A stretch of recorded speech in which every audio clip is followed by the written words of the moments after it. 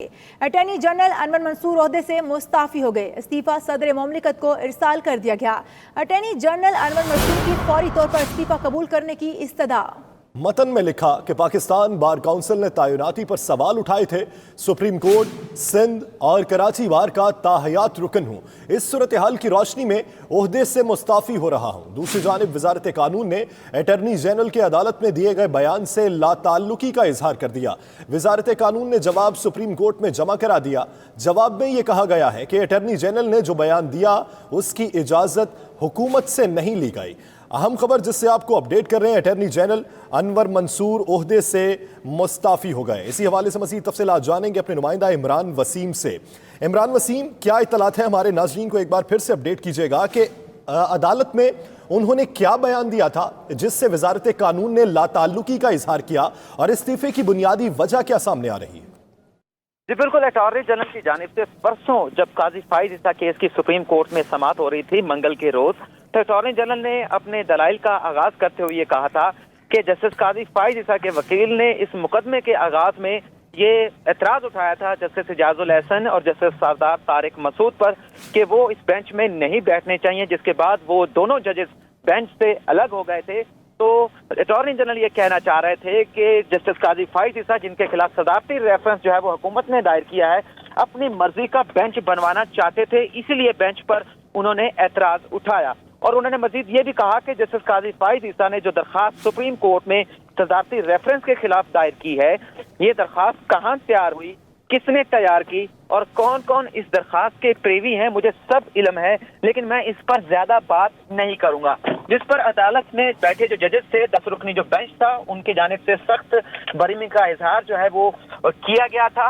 लेकिन अदालत ने ये भी कहा था कि अगर अनवर मंसूर अपने ये अल्फाज वापस ले लेते हैं तो फिर जो है वो जब अदालत ने ये कहा तो अनवर मंसूर ने अपने ये अल्फाज वापस ले लिए थे। और अदालत ने ये भी कहा था कि जो ये माफी क्योंकि उन्होंने मांग ली है, उन्होंने क्योंकि अपने अल्फाज वापस ले लिए हैं, तो इसके बाद मीडिया को रोक दिया गया था कि आपने इस पोर्शन को आपने रिपोर्ट नहीं करना, जिसके बाद मीडिया ने इस मामले को रिपोर्ट नहीं किया था। लेकिन कल जब उन्होंने दोबारा अपने दलाइल का आगाज किया तो अदालत उनसे बार बार ये इस्तफसार कर रही थी कि आप जो वफाकी हुकूमत का मुकदमा है जस्टिस काजी फाइज ईसा के खिलाफ, और जो जस्टिस काजी फाइज ईसा ने अपनी दरखास्त में इल्जामात हुकूमत पर लगाए हैं, उसके हवाले से आर्गूमेंट करें। तो जो अटॉर्नी जनरल थे वो इररेलेवेंट आर्गूमेंट जो है वो अदालत में कर रहे थे और अदालती सवालात के जवाब नहीं दे रहे थे, जिस पर अदालत ने खासा बर्मी का इजहार भी किया और ये भी कहा कि आप बड़ी कमाल खूबसूरती से अदालत का जो वक्त है वो जाया कर रहे हैं।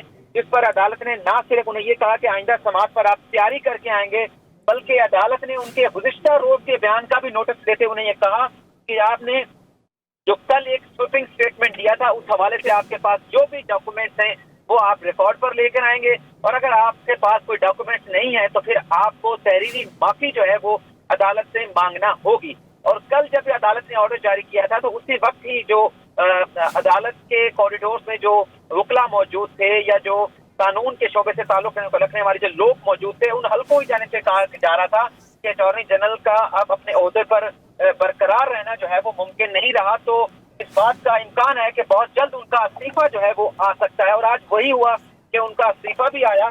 इमरान, अंदर की कहानी क्या है ये बताइएगा? क्या इस्तीफा हुकूमत ने पहले मांगा है या फिर उन्होंने खुद पहले मुस्ताफी हो जाने का फैसला कर लिया?